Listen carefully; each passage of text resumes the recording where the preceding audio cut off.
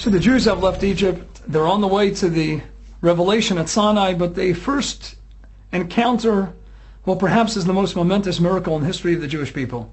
And that, of course, is the splitting of the Red Sea, the splitting of the Reed Sea.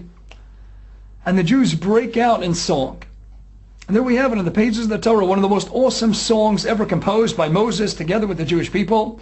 They break out in song and they give thanks and shower God with abundant approbation and accolades.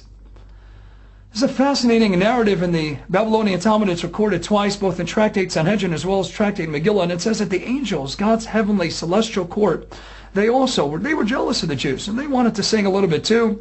They wanted any opportunity to go ahead and shower God with praises, with endless accolades and approbation. And God says, no, you can't do that.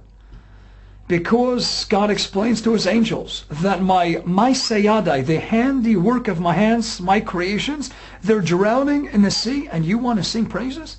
And you want to rejoice? And you want to burst forth in song? But my own personal creations have just met their tragic demise. And thus the angels were disallowed to sing, to burst forth in song, and to praise God for this unbelievable miracle. And the question, of course, is that, well, God, if you don't want people, you don't want angels at least to rejoice over the downfall, over the tragic demise of your handiwork, then why is it that the Jews were unable to sing? And not only were they able to sing, but you, God, enjoyed that song. And it's considered praiseworthy for the Jewish people that they, in fact, responded in such fashion.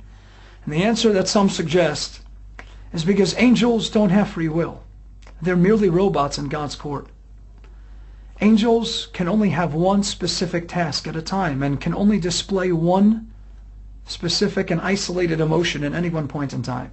Human beings, one of the many differences between us and God's celestial court is that we can experience numerous emotions simultaneously. As even if I can turn your attention to another fascinating narrative in the Babylonian Talmud and Tractate of Avodah Zarah in 28, it says that when the great Tanoic sage Rabbi Akiva, he met up with a certain woman, the wife of Turnus Rufus, he spat, he laughed, and he cried at the same moment in time. He spat because he saw her origins. She came from terrible places, but he laughed because he saw that she was going to convert to Judaism and he was going to marry her one day. And then right afterwards, almost instantly, he cried at the same time because he saw that her exquisite beauty was going to be buried underneath the dirt of the earth as well. She was going to die. Not only one emotion, not only two, but three emotions, all simultaneously. That great sage, Rabbi Akiva, we find in the Talmudic account at the end of Tractate Makot, when he sees foxes, the lowly fox running through the Holy of Holies. So what does he do? Of course, he tears and he rends his garments in mourning, but at the same time he laughs. Because you can experience more than one emotion at the same time. The Jewish people, we can witness our adversary, those nefarious, those wicked Egyptians, we could watch them drowning in the sea, and we could say, yes, finally, it's payback day, and they're getting their just dessert. Awesome experience, let's burst forth in song. Look at what God did to his beloved Jewish people. Great, let's sing God's praises. But at the same time, it's not a contradiction. We can feel somewhere deep inside that it is sad to lose creations. If God made them, he did make them for a purpose.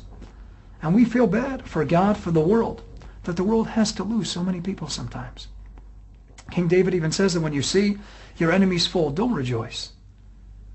There's no point in rejoicing. God is suffering. There's a loss for God, but it's not a contradiction. We'll burst forth in song and we'll sing God's praises, and at the same time, somewhere deep inside, we'll feel a little bit, it's a shame. It's a shame that these Egyptians had to lose their lives. But we can't allow that to cloud that wonderful opportunity that occurred all the while to burst forth and give thanks and sing God's praises and express our intense and immense gratitude to the God that allowed us to vanquish our opponents and to escape on the other side of the sea unscathed on our way journeying forward to Sinai.